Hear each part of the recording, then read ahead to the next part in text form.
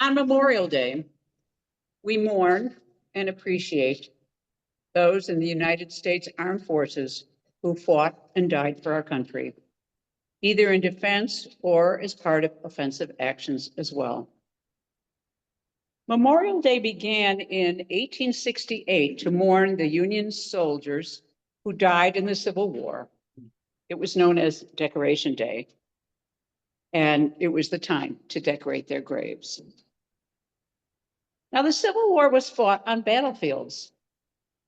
On both sides, together, 620,000 soldiers died in battle and of disease. 50,000 civilians lost their lives. Now, 620,000 soldiers out of a population of 31,443,000. That's 2% of the population. 8% of white males between the ages of 13 and 43 died. 6% of males in the North and 18% of the men in the South. Now, just to put that in perspective, 2% of the current US population is about 7 million people. Now, maybe you can imagine the impact and the need to observe a national mourning day after the Civil War. That was the last war fought within the United States, and more military personnel lost their lives in that war than US soldiers in World War I and World War II combined. So fast forward to the 20th century. In World War I, globally, 9 million soldiers died, but 13 million civilians died. War was no longer fought just on the battlefield. In World War II internationally, 15 million soldiers died and 45 million civilians. Now, at least 12 million of those were not civilian victims of war, but murder victims of Hitler's regime. Even so, that leaves twice as many civilians dying because of the war than soldiers. Now, in my mind, Memorial Day has lost its impact. How many attend events for Memorial Day versus how many go to barbecues or go on road trips for the 3-day weekend? And then I think about the wars since World War II. Vietnam, Iraq, Afghanistan. Were we defending our country? Which leads me to this thought. All over the world, middle-aged and older men in power who will not be on the front lines, well protected from the enemy's offensive. They'll be safe in a well-insulated bunker or across an ocean from the action. These men convince or coerce young men to participate in the good fight. Did these soldiers wake up one morning and say, oh, those people are evil, I'm going to do my best to get rid of them?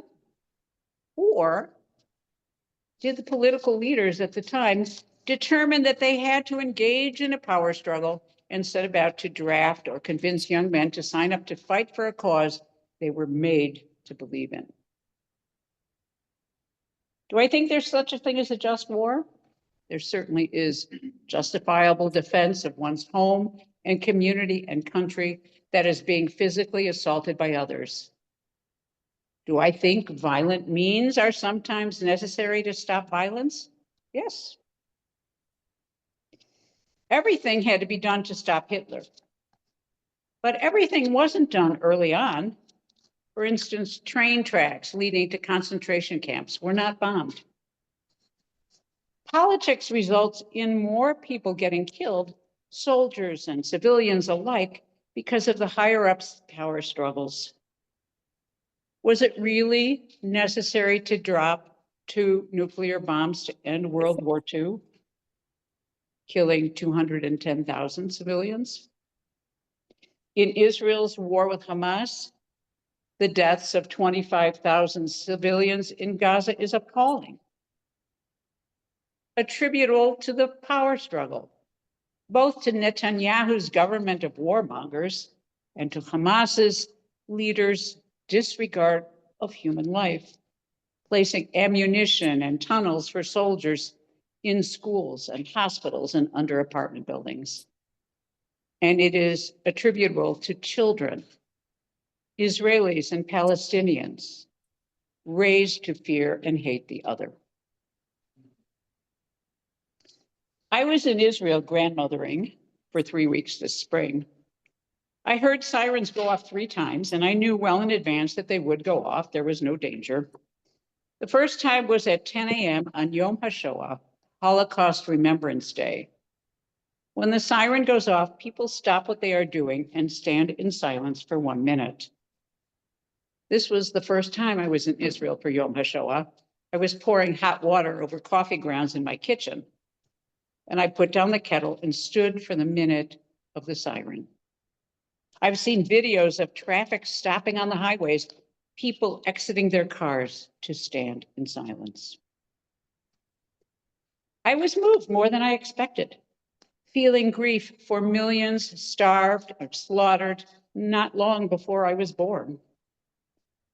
I contemplated whether their souls, have experienced some healing every year when everything stops in the Jewish nation to remember them and mourn their senseless deaths. 6 days after Yom HaShoah is Yom HaZikaron, Memorial Day in Israel, the day before Israel Independence Day. This is the day when fallen soldiers from 1947 on are remembered, and sirens sound at the beginning of the day, 8 p.m. Observances on the Jewish calendar start at sundown, and at 11 a.m. the next morning for a 2-minute period of silence. This year, as last, it was emphasized that the 1,100 people, mostly civilians, who were slaughtered on October 7th would be remembered in observances as well. For 20 years now, there's been a joint Israeli-Palestinian Memorial Day ceremony as well, a memorial observance of all who have fallen from violence between Israel and Palestine. Groups such as Combatants for Peace and the Parent Circle of those Jews and Arabs who have lost family members due to violence by the other organize the events. The purpose is to bring together bereaved Israeli and Palestinian families to mourn together, share stories, and call for an end to the violence and occupation. The ceremony offers an alternative to mainstream Israeli narratives, promoting reconciliation with speeches and songs and shared mourning rituals. It challenges the cycle of violence by acknowledging the suffering on both sides. It is often held in Tel Aviv, the largest city in Israel, with simultaneous broadcasts in the West Bank and other venues in Israel as well. And while it has grown into a significant grassroots initiative, it has faced resistance and restrictions from Israeli authorities and right-wing groups. This year, one of the simultaneous broadcasts was held in a Reform synagogue in the small city of Ra'anana. 200 Jewish protesters gathered outside the synagogue, and some threw objects and firecrackers at the building, forced their way inside, and assaulted participants. Jewish residents of Ra'anana and surrounds. Only 3 people were arrested. How hard it is to see the suffering of those we've been taught to hate.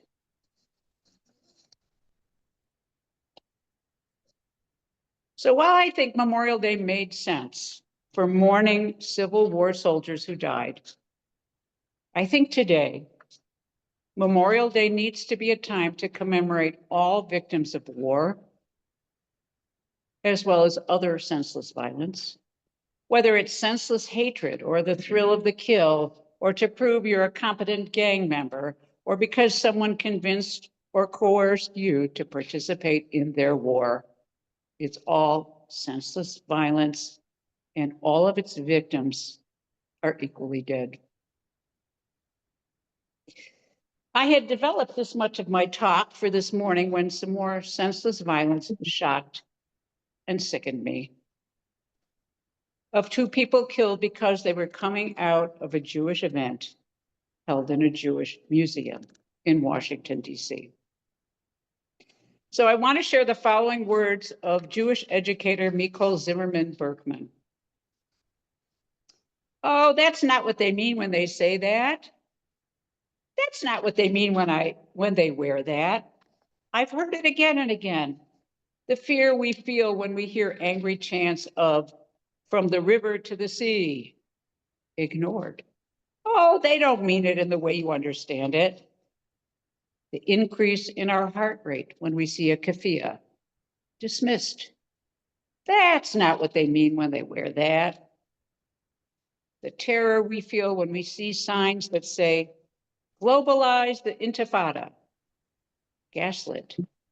They believe in liberation, not terrorism. They wave pro-terror flags and wear pro-terror emblems while they chant pro-terror slogans, and we are told we are misinterpreting and misunderstanding their intentions. We told them that the words turn to actions, that hate speech turns to violence. We told them it doesn't matter how they mean it. It's what the words mean. It's what the symbols mean. It's what the slogans mean. And now 2 beautiful and innocent souls are gone. Yaron Lashinsky and Sarah Milgram. Yaron had bought a ring and was planning to propose. They were at an event focused on bringing humanitarian aid to Gaza through Israeli, Palestinian, and regional collaboration.